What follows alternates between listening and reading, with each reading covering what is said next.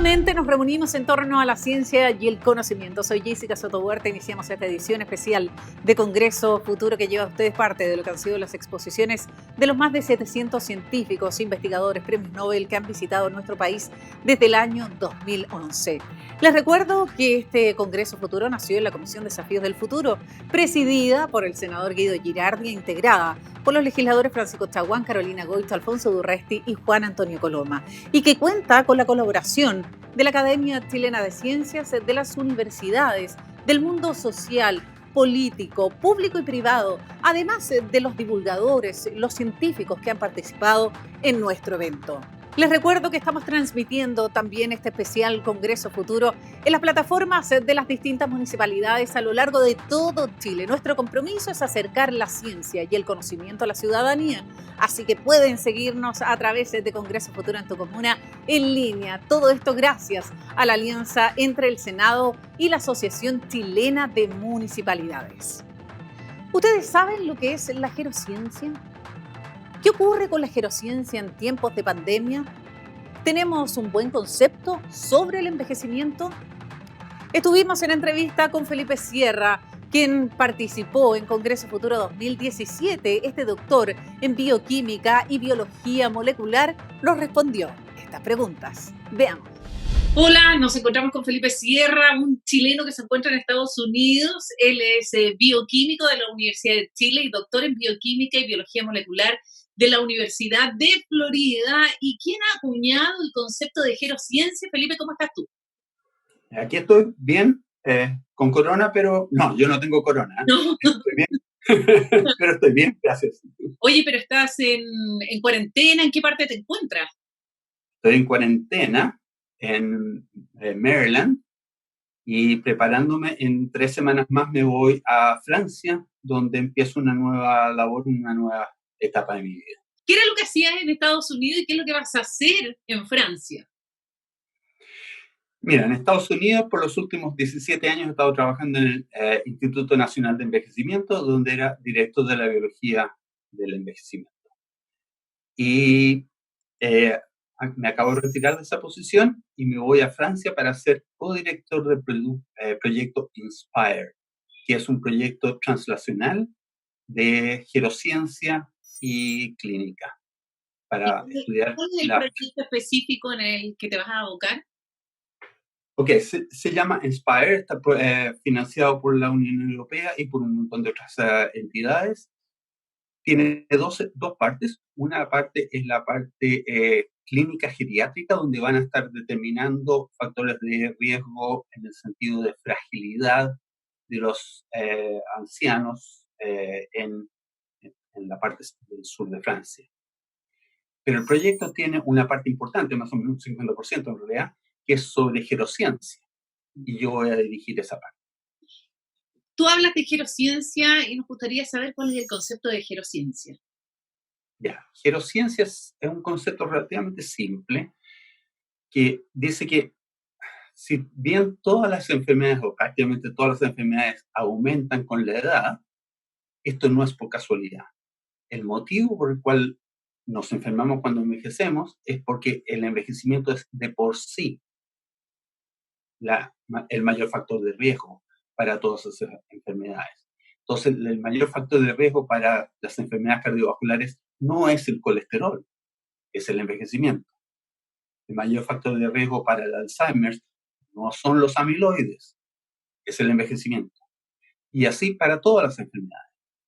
Entonces, esa es la idea de gerociencia, y el corolario importante es que si atacamos el envejecimiento, en vez de atacar a las enfermedades específicas, si atacamos el envejecimiento vamos a poder atacar a todas las enfermedades, todas en conjunto. Felipe, actualmente todos los países, o en su mayoría, atacan las enfermedades. Atacan el Alzheimer de una forma, atacan la hipertensión. Nosotros tenemos que considerar que en las 3 últimas décadas de la vida se presenta la mayor cantidad de enfermedades. Quizá un poquitito antes, a partir de los 40. Pero empezamos a abordar las enfermedades de a poco, ¿cierto? Y el sistema de salud también lo hace de la misma forma. Tú planteas que si nosotros abordamos el tema del envejecimiento para de ahí enfocarnos en las enfermedades, cambiaría este concepto de vejentud, por así decirlo. Correcto. De hecho, de una manera que siempre lo pongo es que a mí me hicieron eso. ¿Por qué? Porque yo empecé a trabajar en lo que se llama el Instituto Nacional de Salud. Pero en realidad, si tú miras a todos los institutos, yo estaba trabajando en el Instituto Nacional de Enfermedades. No es lo mismo. Tenemos un instituto de cáncer, un instituto de diabetes, etcétera, etcétera. No es lo mismo atacar las enfermedades que preocuparse de la salud. En el fondo, la gerociencia tiende a mejorar la salud total, para que así podamos combatir las enfermedades. Ahora, no digo que no haya que estudiar las enfermedades de por sí y que haya que atacarlas. Yo creo que hay que tener un ataque combinado. Atacar el envejecimiento antes de que se desarrollen las enfermedades, pero si una enfermedad se desarrolla, entonces tener un enfoque combinado de gerociencia más el ataque a la enfermedad. Pero ¿cómo atacamos el envejecimiento? Porque es muy fácil decirlo, pero claro, es muy fácil decirlo. Es decir, yo quiero la eterna juventud y digo que ya no estoy vieja, no creo que sea así, sino que tiene que ver a lo mejor con una política pública, tiene que ver con una investigación más profunda. Tiene que ver con todo eso, todo eso. ¿Qué es lo que pasa? ¿Por qué el concepto de gerociencia ha tomado vuelo? Porque en realidad esto de que el envejecimiento es importante lo hemos sabido siempre, pero la respuesta siempre ha sido, sí, pero no puedo cambiar mi edad. Y eso es verdad, podemos mentir sobre nuestra edad, pero no la podemos cambiar. Pero hay una edad física, hay una edad... hay una edad que llamamos cronológica, ¿sí? Y una edad fisiológica. ¿Ya? Entonces todos conocemos, por ejemplo, personas de 70 años que están prostrados en la cama y otros que están jugando golf. Uh-huh. Los dos tienen la edad cronológica de 70 años, pero la edad fisiológica es muy diferente. ¿Y qué lo hace distinto? ¿Dónde encontramos esa diferencia en la edad fisiológica? ¿Qué factores influyen? Obviamente lo de siempre. Un poco la genética y un montón el medio ambiente. Y también el cómo el medio ambiente interactúa con esa genética. ¿A qué te refieres con el medio ambiente? Medio ambiente, un montón de cosas. Por ejemplo, ejercicio, dieta, pero también salud mental, salud económica. Todo eso influye en cómo vas a envejecer. Y además está la genética que interactúa con eso. O sea, que lo que pasa es que yo puedo tener todos los genes horriblemente malos para cardiovasculares, por ejemplo, pero si cuido el colesterol, no me va a pasar nada. Por otro lado, si tengo los genes buenos, puedo consumir todo el colesterol que quiera y tampoco me va a pasar nada. Pero ninguno es 100%. Nadie es 100% perfecto en su genética o en su medio ambiente. Felipe, gracias a la gerociencia, nosotros podríamos pensar en prolongar la vida. No es la finalidad, no es el objetivo. Pero podríamos pero sí es un efecto secundario. Lo que pasa simplemente es que si efectivamente podemos eliminar todas las enfermedades crónicas que nos matan en promedio a los 80 años, bueno, si no tenemos la enfermedad, ¿por qué nos vamos a morir? Entonces, ¿qué es lo que pasa? Como efecto secundario vamos a vivir más. Eso no es, como digo, el objetivo, pero sí sería un efecto secundario. Ahora, eso ya lo hemos hecho. Recuerda que hace 120 años, en 1900, el promedio de vida era 47 aquí en Estados Unidos. Sí, uno se asusta, ¿no? Estaría a punto. De hecho, es lo que yo siempre le digo a la gente que dice, no, yo no quiero vivir 100 o 120 años. Les digo, ¿y te gustaría morirte a los 47? No. No. Bueno, hemos aumentado el promedio de vida de 47 a 80 durante el último siglo. Y nadie ha alegado. Oye, y actualmente estamos viendo cómo las personas sobrepasan los 90, incluso muchas también están sobrepasando los 100 años. Ahora, la Sí, importancia es llegar con buena calidad de vida a esa edad. correcto, correcto. Y a eso es lo que apuntamos. Como digo, mi apronte no es atacar las enfermedades, sino que es mejorar la salud. Lo que le digo siempre a la gente, por ejemplo, un poco en broma, pero un poco también en serio, me encuentro con un científico que trabaja en cáncer y le digo, ¿y para qué te preocupas de eso? Si eso no es importante. Me quedan mirando o redondo. Le digo, tú quieres prolongarle la longevidad a una parte de la población que tiene cáncer. Yo quiero prolongarle la longevidad a todos. ¿Ya? No solamente a los que tienen cáncer o cardiovascular o diabetes o esto, no, a todos. Pero en el fondo lo que estamos haciendo es lo mismo. El que trabaja en cáncer o el que trabaja en Alzheimer quiere prolongarle la vida y la calidad de vida a ese paciente específico. Felipe, ¿cómo pensamos la gerociencia en este tiempo, en tiempos de pandemia, donde hemos visto que el principal grupo más afectado de este coronavirus es la tercera edad? En muchos casos, tal como decías tú, los factores ambientales, ya sea temas económicos, genética, alimentación y muchos más, afectan también a la tercera edad. ¿Cómo lo ves tú en esta materia? El problema es efectivamente, claro, afecta a la tercera edad y por eso tenemos que cuidar más a los viejos. Pero por otro lado, también hay que considerar que todo esto de la cuarentena y todas estas limitaciones tienen un costo. Y no estoy hablando del costo económico que todos sabemos. Tiene un costo intelectual o de personalidad hacia la gente. O sea, estos ancianos a los que no se les permite salir en absoluto, eh, la soledad es un problema de los viejos, el sentirse inútiles es un problema para ellos. Y eso lo tenemos que evaluar. O sea, el edadismo es un problema serio Sí. que hay que tener en cuenta. Ahora, desde el punto de vista más clínico, digamos, sí, son los viejos los que sufren más de la pandemia. Pero no todos los viejos, tal como comentábamos, de los 70 que están en buen estado, de los que están en mal estado. Entonces, el apronte gerociencia vendría a ser, en el fondo, tratar de establecer con anticipación, no para esta pandemia, sino para la próxima, tratar de establecer quiénes son los viejos que están en estado frágil o prefrágil. ¿Ya? Eso se puede hacer, hay mecanismos para medir eso y lo podemos hacer a nivel masivo.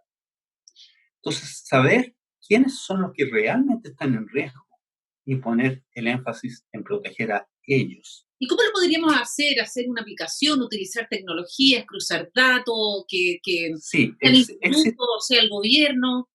claro, existen varios mecanismos para medir. El método más usado en clínica es el método de Linda Fried, que mide cinco parámetros, pero no se ocupa mucho de la salud mental, principalmente la salud física. Es el problema que tiene el sistema de Linda.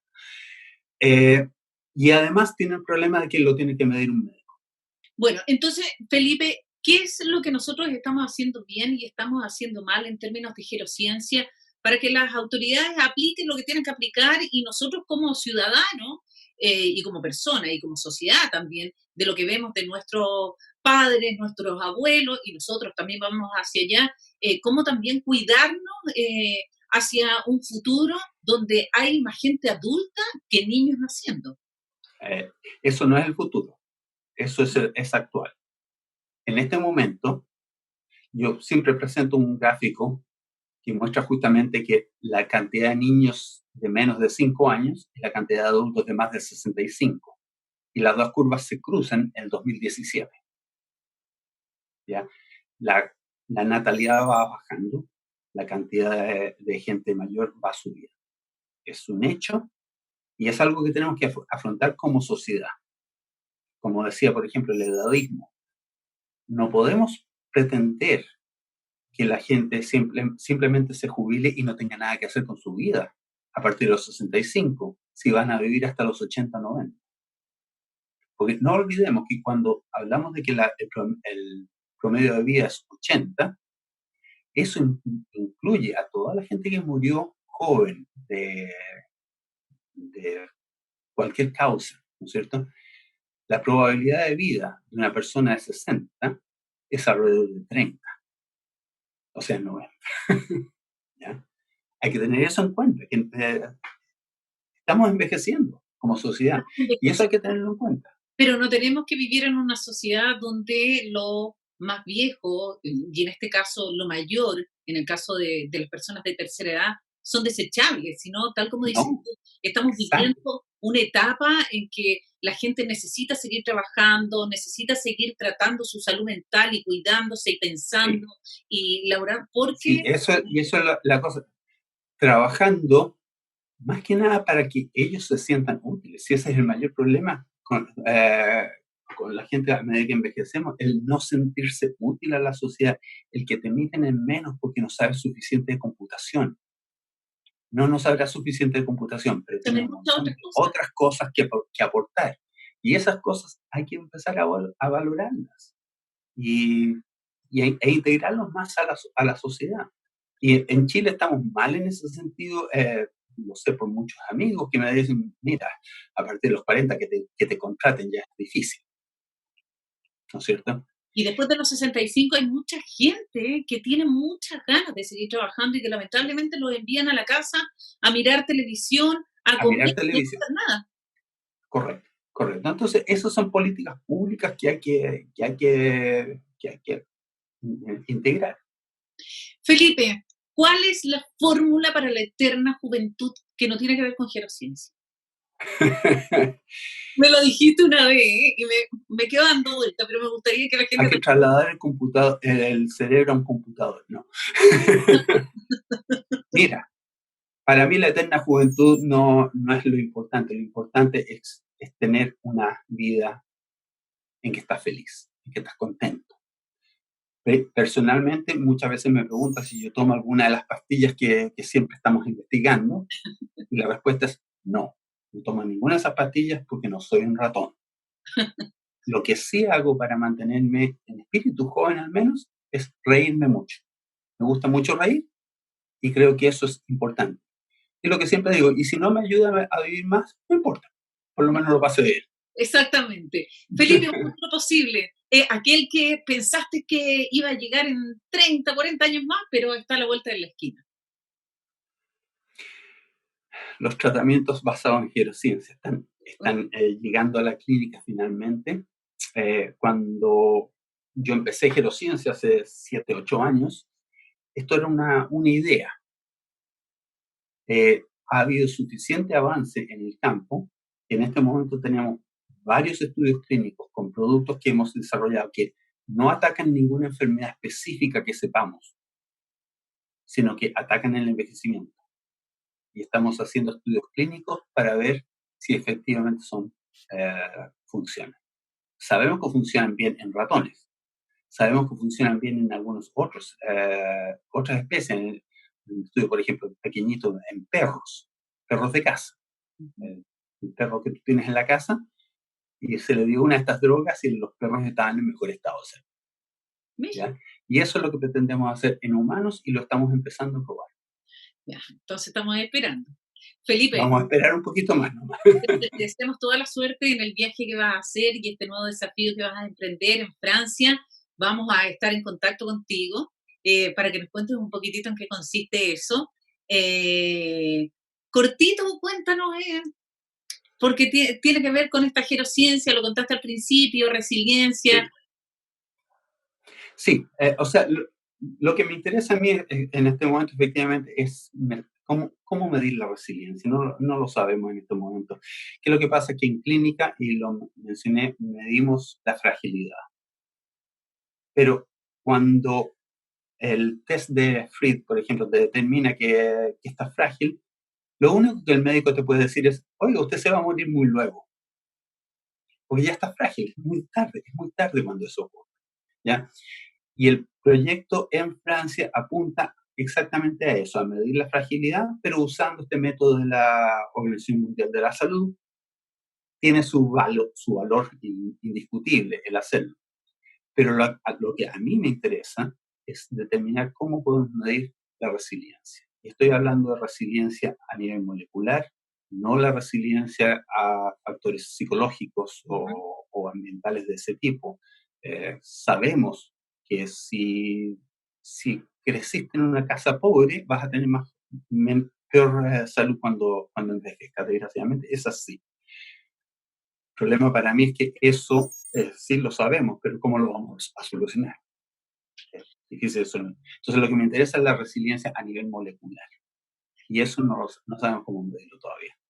Felipe, te deseamos un éxito en este desafío que vas a emprender en el mes de julio. Estaremos conversando más adelante acerca de ese tema y esperamos que regreses pronto a Chile. Yo sé que ahora la conexión puede ser vía Zoom, así que no hay problema. Y tú eres un hombre que le gusta... Sí, no es lo mismo. No es lo mismo que en persona.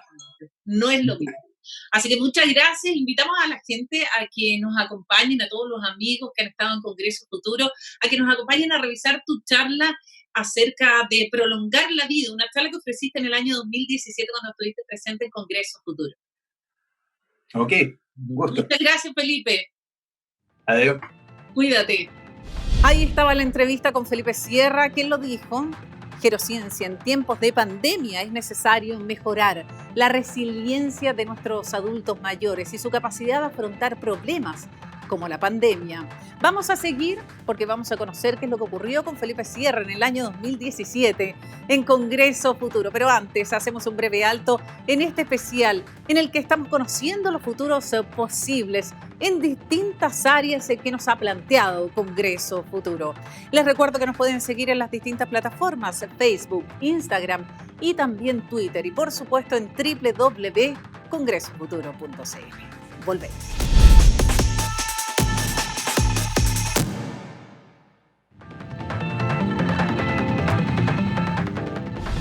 Estamos de regreso en este especial Congreso Futuro, conociendo los futuros posibles que nos han planteado distintos científicos que han visitado nuestro evento.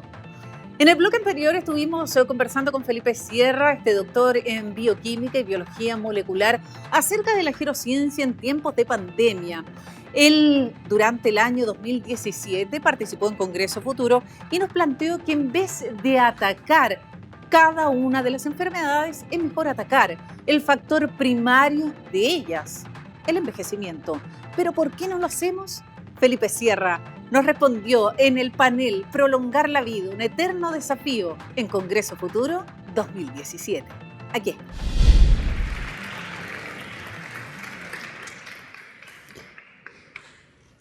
Hemos hablado en estos días de varias cosas, de varios desafíos que tenemos en la humanidad, tanto tecnológicos, sociales, cambio climático, todo tipo de cosas que son desafíos para la humanidad. Voy a hablar de uno más. Desgraciadamente, también es un desafío, que es que nos estamos poniendo viejitos. El título de mi conferencia, les digo, las diapositivas las dejé en inglés para ayudar a los que son de habla inglesa, pero obviamente voy a hablar en castellano. Gerociencia, la última estrategia, la mejor estrategia que podemos tener para prevenir problemas. Les voy a definir qué es lo que es la gerociencia eventualmente, voy a llegar a eso. ¿Cuál es el desafío que tenemos? ¿Cuál es el problema que tenemos? El mundo está envejeciendo rápidamente. Si se fijan en la gráfica, estamos en el año 2017, que es justamente, exactamente donde se cruzan estas dos líneas. Estas dos líneas representan a nivel mundial la cantidad de niños de menos de 5 y la cantidad de adultos mayores de 65. La humanidad nunca ha estado en una situación así. ¿Cuál es el problema principal? Desde el punto de vista simplemente económico, si lo vemos, por ejemplo, en 1990, que no es hace tanto tiempo, ¿no es cierto?, 25 años atrás, había prácticamente 6 personas que trabajaban para apoyar económicamente a cada persona que estaba jubilada. ¿Qué es lo que esperamos? Que en el año 2025 en 7 años más, solamente va a haber 2 personas jóvenes apoyando a cada viejito. Es un problema grave. O bien aumentamos la cantidad de gente joven, ya es muy tarde, 7 años más, no lo podemos aumentar. O bien disminuimos la carga que ellos tienen que llevar. ¿Ya?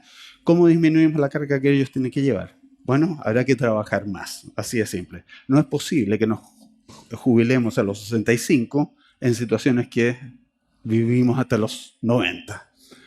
Lo otro es que los viejos sean menos difíciles de llevar. Mejorarles la salud. En el fondo es eso. Entonces, tenemos que repensar cómo vamos a hacer la parte biomédica, en la investigación biomédica. Pensemos, por ejemplo, que las enfermedades del envejecimiento, las enfermedades crónicas, la diabetes, el Alzheimer, el cáncer cardiovasculares, son las mayores enfermedades que tenemos. Ya no tenemos tanto problema de disentería y cosas así. El mayor problema que tenemos son las enfermedades crónicas. Sabemos, y siempre lo hemos sabido, que el envejecimiento es de por sí el mayor factor de riesgo para todas esas enfermedades. ¿Ya? Por lo tanto, en vez de atacar cada enfermedad por sí sola, creo que sería factible y bueno atacar a la causa, al factor de riesgo primario de todas ellas a la misma vez. Así las atacamos todas juntas. Parece bastante lógico, pero no lo hacemos. ¿Por qué? Tenemos algunos desafíos que pasar. Primero que nada, que las enfermedades se estudian cada una por su lado. Hay cardiólogos, hay oncólogos, hay gente que trabaja en huesos, etcétera, etcétera. De hecho, en Estados Unidos, cada uno de estos grupos tiene su propio instituto. Hay un instituto del cáncer, un instituto de cardiovasculares, etcétera, etcétera. No estoy trabajando en el Instituto Nacional de Salud, estoy trabajando en el Instituto Nacional de Enfermedades. Y eso no me parece bien.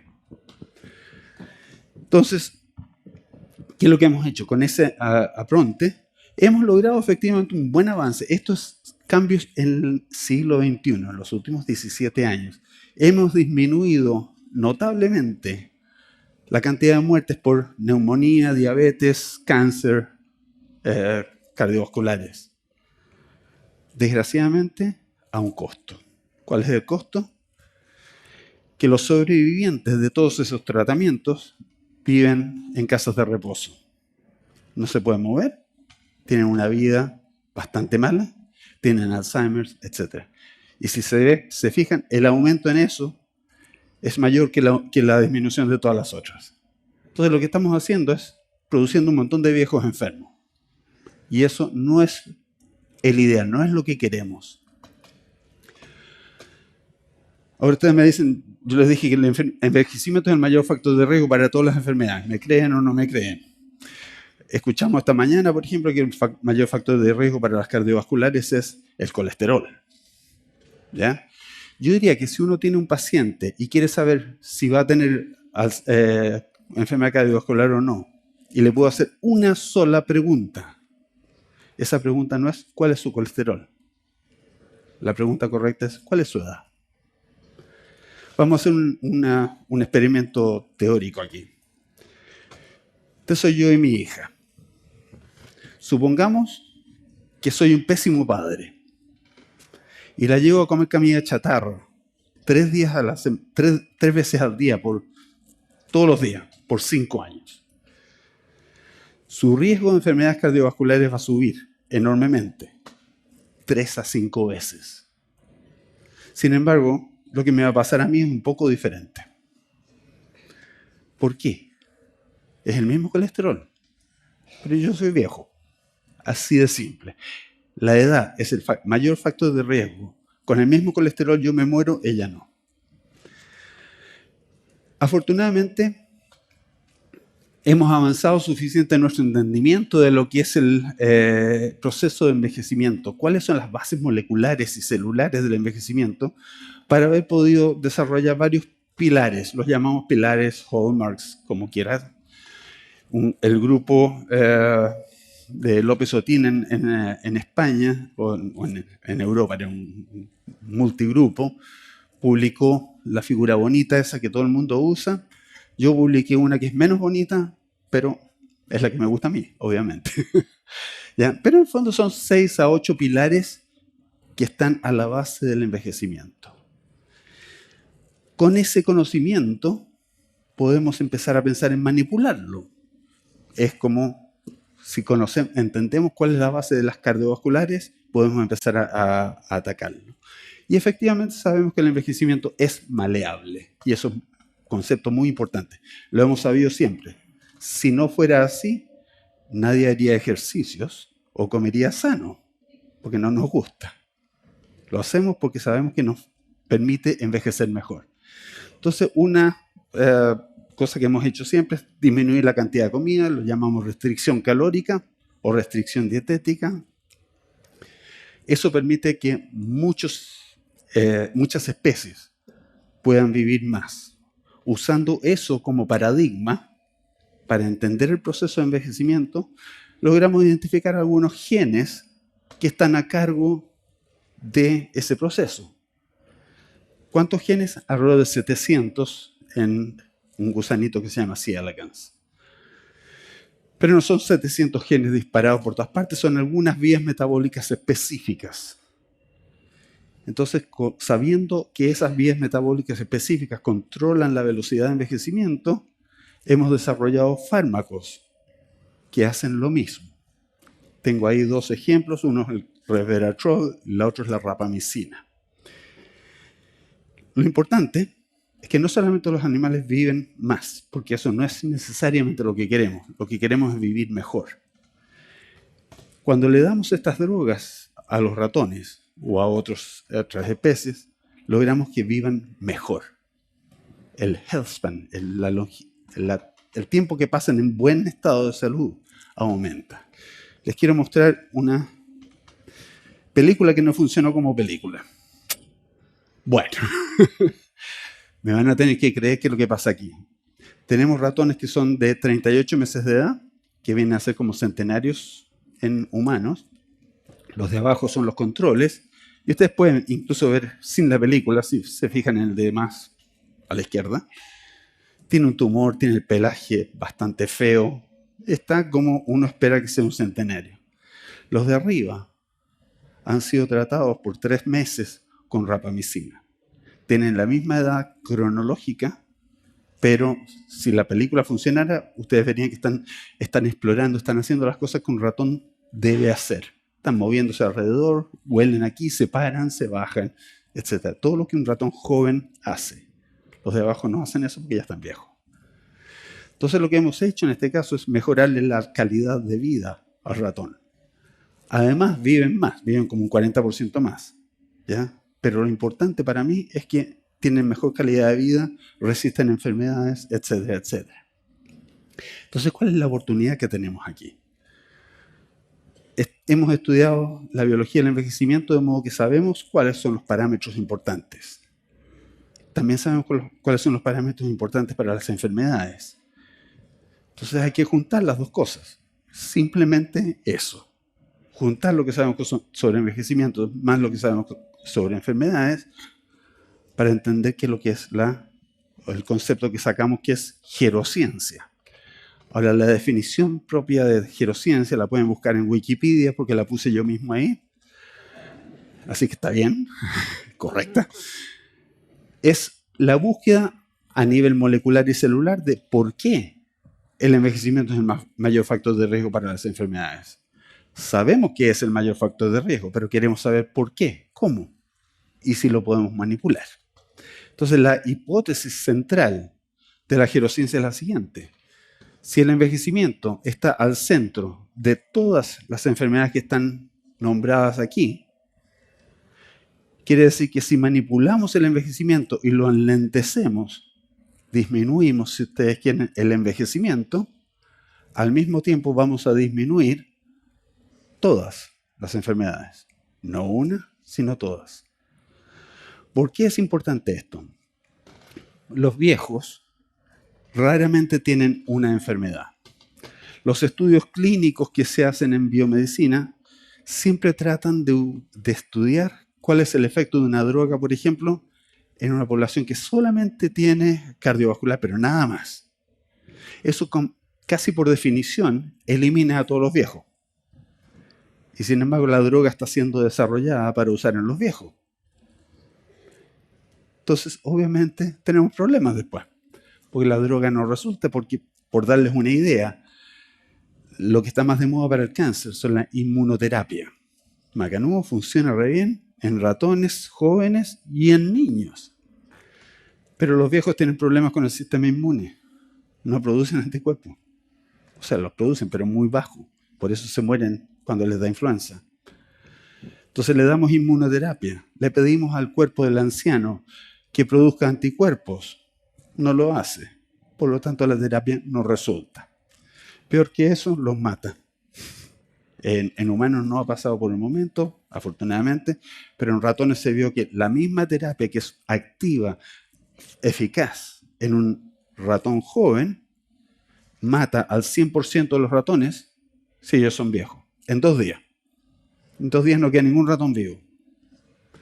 Entonces hacemos toda nuestra investigación usando animales que no son modelos de lo que queremos estudiar. Y eso hay que cambiarlo. Quiero terminar simplemente con un resumen de lo que les he dicho. No he dicho muchas cosas, he dicho cosas bastante simples, ¿no es cierto? Nada les llamó la atención. No dije nada raro, nada que wow, nunca había pensado eso. Lo más importante que se tiene que acordar es que el envejecimiento es de por sí el mayor factor de riesgo para todas las enfermedades crónicas y para todas las pérdidas de capacidades que ocurren con el envejecimiento. Ocurren en los viejos porque el envejecimiento es el mayor factor de riesgo. Y luego que sí les dije que quizás les haya llamado la atención es que el envejecimiento es maleable, se puede cambiar. Obviamente el envejecimiento cronológico no se puede cambiar. Está escrito en nuestro carné. Podemos mentir si queremos, pero no lo podemos cambiar. ¿Ya? Eso está ahí. ¿Ya? Pero el envejecimiento fisiológico es muy maleable. Les voy a contar, como que en 43 segundos, un estudio que se hizo hace poco en Nueva Zelanda, individuos todos de la misma edad, 38 años, o sea, relativamente jóvenes todavía, 38 años, pero se les pidió la edad fisiológica, iba de los 22 hasta los 58.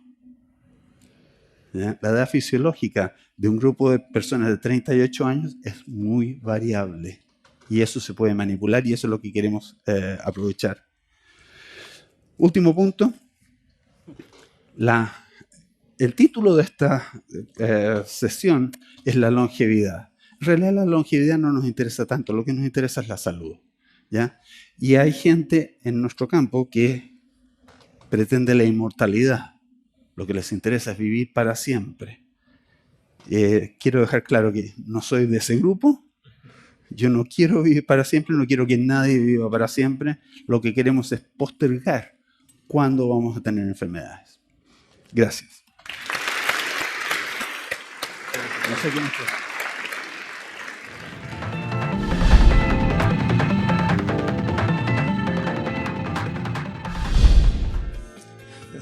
Thank you very much. It's a pleasure to be here, and I want to talk a little bit about how the ocean acerca de cómo el océano influencia la vida en la Tierra. ¿Qué hace la Tierra que sea diferente a cualquier otro planeta de nuestro sistema solar? Esa es la presencia de agua líquida en la superficie, y mucho de ella, y líquida, por supuesto. Y estos dos hechos están interconectados. La vida se originó en el agua y el agua sostiene a la vida, o sustenta la vida. Y lo que quiero hacer ahora es mostrarle cómo los océanos están jugando un rol crucial y continuo en el apoyo y soporte de la vida en la Tierra. Así es como pensábamos de los océanos. 71% de la superficie del planeta Tierra y 29% 99% del planeta es tierra y estamos muy centrados en lo terrestre y nos gusta pensar sobre la tierra primero, pero si toma en cuenta la tercera dimensión, la dimensión de los mares, que es hacia abajo, entonces el océano ocupa una cantidad mucho mayor de la superficie del planeta o del volumen del planeta. Es el 97% del volumen de la biosfera está compuesta por el océano. Para darles una idea de cuán grande es el océano, esta es una pequeña gota de agua, se ve cristalina, no puede ver nada dentro de esta gota, pero adentro de esta gota hay 200.000 virus.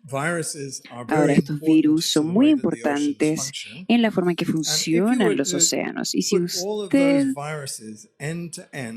uniera todos estos virus punta a punta y los llevara hasta el espacio, ¿hasta dónde cree usted que alcanzarían estos virus?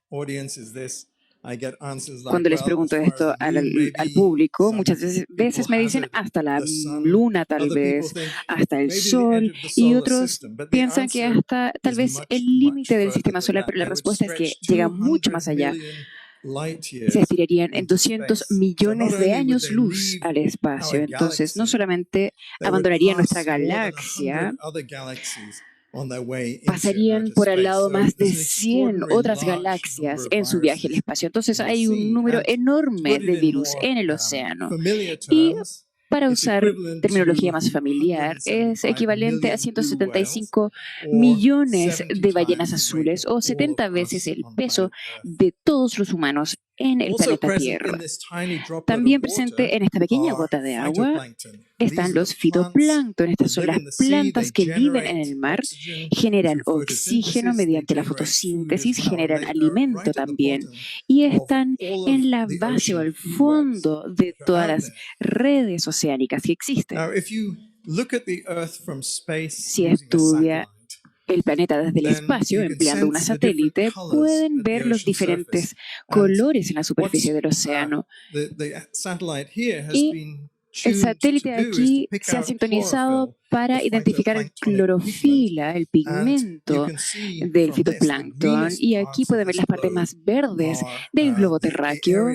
Son las zonas del crecimiento de plantas más ricos. Estos son como los bosques del mar. Y es bastante hermosa esta imagen. Puede ver las temporadas como van cambiando, subiendo y bajando en la superficie del planeta. Y es algo como la respiración de los océanos. También puede ver las corrientes que están fluyendo alrededor del planeta, revelado por la presencia de fitoplancton. Entonces, si estudia lo que se puede ver en el ecuador del Pacífico, ven una corriente muy potente moviendo de poniente a occidente en el océano, y las islas de Galápagos en oriente parecen una piedra en medio de un río.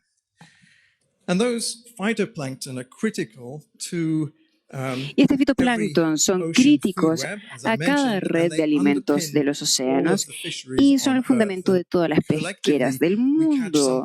Y colectivamente atrapamos alrededor de 140 millones de toneladas métricas de pescados todos los años, alimenta más de 1.000 millones de personas, proporciona micronutrientes a un número aún mayor de personas. Entonces, este es un servicio crítico que genera el océano para nosotros. Aquí podemos ver el número de personas que dependen de alimentos provenientes del mar. Ahora, el problema que tenemos de productos marítimos es que el mar tiene dos capas. Hay como una piel arriba del océano, que esto es agua cálida que flota por encima de agua fría y densa, tal como una capa de aceite en una olla con agua. Y esta capa de superficie obtiene toda la luz. Aquí es donde ocurre la fotosíntesis, donde hay el crecimiento de plantas, pero tiene pocos nutrientes, que son los fertilizantes que requieren las plantas para poder crecer. Y la razón para ello es que aquellos nutrientes se hunden por este límite entre la capa de superficie y la capa más profunda. Entonces, para poder fomentar el crecimiento del fitoplancton, tiene que mezclar el agua profunda hasta la superficie. Y sabemos que un gran mecanismo de este tipo de mezcla, que son las fuerzas físicas que forman los océanos, grandes tormentas, corrientes fuertes. Estos son elementos que mezclan el agua, lo levantan a la capa superficial y promueven el crecimiento del fitoplancton. Pero también hay una raíz importante para la fertilización de esa capa superficial. Esta imagen se tomó en la costa chilena hace algunos años y muestra un grupo de... Perdón, no son ballenas azules, son que están durmiendo. Cachalotes que estaban durmiendo. Si usted le mirara al ojo, vería que el ojo se estaba moviendo rápidamente, tal como los nuestros se mueven mientras dormimos, ese movimiento rápido del ojo. Y lo de los cachalotes es que se alimentan en profundidad y van al baño en superficies más altas. Entonces los cachalotes van hasta las profundidades del mar, van a esta capa muy profunda y fría con muchos nutrientes. Bueno, la mayoría del calamar que atrapan los cachalotes son relativamente pequeñas, pero devuelven los nutrientes a la superficie y esto se llama la bomba biológica. Y esto es lo que ocurre cuando la ballena viene a la superficie. Y si usted estuviera nadando detrás de esta ballena, usted se metería en un grandísimo lío. Lo importante de esto es que defecación de ballena es muy importante en la fertilización del fitoplancton. Entonces, esta bomba trae los nutrientes a la superficie y es muy importante para poder sostener estas redes de alimentos marítimos. Hay otros animales que hacen un trabajo muy similar. Aquí podemos ver el tiburón más feroz de todo el mar, el tiburón blanco, y ellos también se alimentan en las profundidades y vuelven a la superficie donde defecan, y también se alimentan en la superficie. Entonces no están cumpliendo el mismo rol que el cachalote, pero sigue siendo un rol muy importante. Y hay un grupo de diversos animales grandes que viven en el mar, van hasta las profundidades, obtienen su alimento allí, vuelven a la superficie y traen este fertilizante con ellos. Ahora, este es el problema. No hay tantos de estos animales como hubo. Y aquí pueden ver la caza de ballenas que se llevó a cabo a una tasa increíble desde el siglo XVII hasta la segunda mitad del siglo XX, y asesinamos cientos de miles de ballenas y redujimos sus poblaciones de manera importante. Y esto significa que el rol como fertilizantes se ha reducido en el tiempo.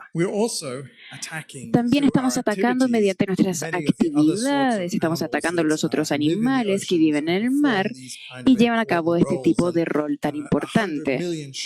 100 millones de tiburones son atrapados todos los años, se estima, y esto no es sostenible, por supuesto, y el resultado neto de toda esta actividad pesquera que está ocurriendo, que apunta a los animales más grandes en el mar, es que la cantidad de fauna de tamaño grande ha disminuido alrededor del 70% en los últimos 200 años. Y esto significa que los roles que cumplen en el mar se han reducido en el tiempo. Esta bomba biológica se está debilitando, esta bomba que trae los nutrientes a la superficie. Ahora estamos en una era de cambio global rápido. Las emisiones de carbono están calentando el planeta mediante el efecto de invernadero, y esto tiene un efecto sobre los océanos. Y esa influencia es muy importante para nosotros porque los océanos han llevado a cabo un rol muy importante. Han absorbido casi todo el calor excedente que se ha atrapado por estos gases de efecto invernadero desde el comienzo de la revolución industrial. Entonces, una cantidad muy importante del calor que estaría en la atmósfera se encuentra debajo del agua, en los océanos. Eso es un punto importante. Ahora, si usted no tuviera este aire acondicionado oceánico funcionando, en vez de el 1 grado centígrado que ha aumentado el calor, el ambiente desde la revolución industrial, la temperatura hubiera aumentado en 36 grados Celsius. Entonces estaríamos todos casi en el Valle de la Luna debido al calentamiento a la fecha. Entonces, los océanos han mitigado este aumento, pero también han tenido un gran efecto, o ha habido un gran efecto sobre ellos, sobre el mar. Entonces, esta capa superficial es más gruesa y más estable porque la diferencia de temperatura entre la superficie y las aguas más abajo es mayor. Entonces hay menor mezcla de nutrientes llegando hasta la superficie mediante fuerzas físicas, que significa que esta bomba biológica o el rol de estos animales es más importante en la generación de productividad oceánica. Ahora, debajo de esta capa superficial hay otra capa del océano y este se extiende desde 200 metros hasta 1000 metros más o menos de profundidad y se llama la zona mesopelágica o la zona twilight o del anochecer. Testing. Okay. So this is where Bien, y aquí es donde un conjunto de animales muy extraños llaman su hogar y son animales muy importantes. Oh, my microphone's gone again. Mi micrófono murió de nuevo. Anyone know what this animal ¿Alguien is? sabe cómo se It llama looks este very animal? strange. Es muy extraño, Not ¿no? very familiar to most of us, but No it's lo an conocemos, octopus, pero es un a glass un octopus. This is pulpo one of the de kind of vidrio de strange cristal. creatures Esta es that una de las lives in criaturas this extrañas que vive mesopelagic en layer. esta But there's also capa something else which is mesopelágica, down pero there. también hay algo, And these otra are cosa que se little encuentra allá fish. abajo, y estos son And pececillos. this is a species that's called Esta es a una lanternfish. especie que se llama And the un reason it's pez called de a lanternfish is linterna because on y its se llama body así there are porque en all su these cuerpo tiny hay little todas lights estas which lucecitas shine in the pequeñas que darkness. brillan en And la these fish oscuridad. Y estos migrate peces from migran deep down. They live at desde las about profundidades, up to viven 1,000 meters, and they hasta migrate 1000 metros de towards the profundidad surface at y night migran hacia where la they superficie de feed. noche And donde then se they go alimentan down y during the luego daytime vuelven a las to eat down. And profundidades they're durante avoiding el día y están predators that evitando are active at the surface depredadores by coming activos up en la at night. superficie al llegar a Now, la there are a superficie lot de of noche. these fish in this Y deep. hay muchos de estos In peces fact, en estas zonas what's been profundas. estimated Y recently se ha is there estimado could be as recientemente much que as podría 10 haber hasta times 10 more veces fish in this más deep layer peces than en there esta is at the capa surface. profunda And de so lo que the hay en la majority of superficie. fish Entonces, in la the mayoría de ocean los peces may en el live in mar this mesopelagic layer. pueda que viva en esta capa 10 billion mesopelágica. tons of them, which is 10 mil 10,000 millones de million tons, toneladas. essentially. And these ones Y do a different thing. estos They peces feed at the hacen surface algo and diferente, se poop alimentan en la deep down. superficie So they're y taking defecan en las materials from the profundidades. surface Entonces into toman the deep materiales sea. desde la And that's superficie really hasta las important because they're profundidades taking del mar. carbon Y eso es muy from the importante porque surface toman el and carbono de locking la it away in the superficie deep y sea. la So this encierran, carbon digamos, comes en from las the atmosphere, profundidades. it El carbono viene de la dissolves in the atmósfera, se surface ocean, and disuelve it's en el being océano moved down into the superficial deep sea y se está and taken out of transfiriendo the planetary al mar system. So they're profundo really y se está sacando helpful del in sistema.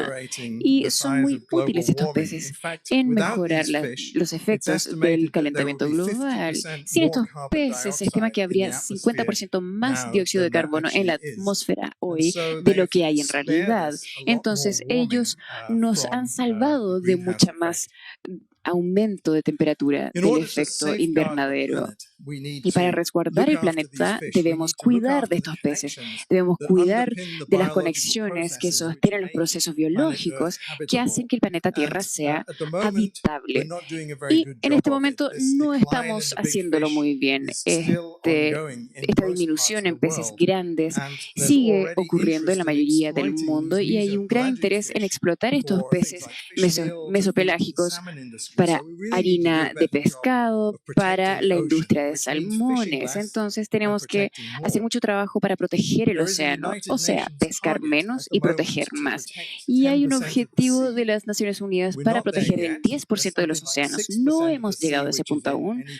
kind of marine protected Alrededor area. del And about 6% del half of océano está en alguna área protegida marina that is y la protected from mitad de all eso fishing. se And protege de todo tipo de we are pesca. Y vamos en la dirección correcta generalmente para alcanzar el 10% al año 2020 o 2020. Entonces esas son las buenas noticias. Pero las malas noticias es que 10% es insuficiente. Y si hacemos algunos cálculos científicos para ver cuánto debemos proteger para poder resguardar la vida en los océanos, debe ser algo como un tercio del área oceánico. Entonces nos queda mucho trabajo por hacer. Se están discutiendo nuevos objetivos, el poner 30% del océano bajo protección al año 2030. Chile es un líder mundial en la conservación marina. Y en conjunto, estos parques marinos que se han propuesto en Chile constituyen alrededor de 38% del área de océano controlado como aguas nacionales chilenas. Entonces, esto hace que ustedes sean un líder mundial fenomenal en el área de la conservación marina. Y esto es perfecto, considerando que ustedes son un país marítimo, a diferencia de la mayoría del mundo. Se requiere protección en la costa continental también, pero el trabajo ya se está llevando a cabo. Muchas gracias. Ahí estábamos viendo la charla de Colin Roberts, El océano, corazón palpitante de la Tierra. Este biólogo y profesor, además promotor de la conservación marina, oceanógrafo y también investigador de la Universidad de York, que nos señaló que Chile es el líder mundial en la conservación de los océanos y que además se están discutiendo nuevos objetivos al año 2030, que es poner el 30% de los océanos bajo protección. Con esta charla concluimos esta edición especial de Congreso Futuro, llevando a ustedes parte de lo que han sido las exposiciones de cientos de científicos que han visitado nuestro país y Congreso Futuro desde el año 2011. Les recordamos que el próximo año cumplimos 10 años en el que estamos democratizando la ciencia y acercándola a todos los rincones de nuestro país. Nos pueden seguir a través de las plataformas de las distintas municipalidades mediante Congreso Futuro en tu comuna en línea. Todo esto gracias a la alianza entre el Senado y la Asociación Chilena de Municipalidades. Por supuesto, si quieres revisar otras exposiciones, puedes ingresar a www.congresofuturo.cl y seguir todas las actividades que realizamos en Congreso Futuro a través de nuestras redes sociales, Facebook, Instagram y también Twitter. Soy Jessica Soto Huerta, gracias por habernos acompañado. Les dejo invitado a que nos juntemos en una próxima edición de este especial Congreso Futuro para plantearnos los futuros posibles. Nos vemos.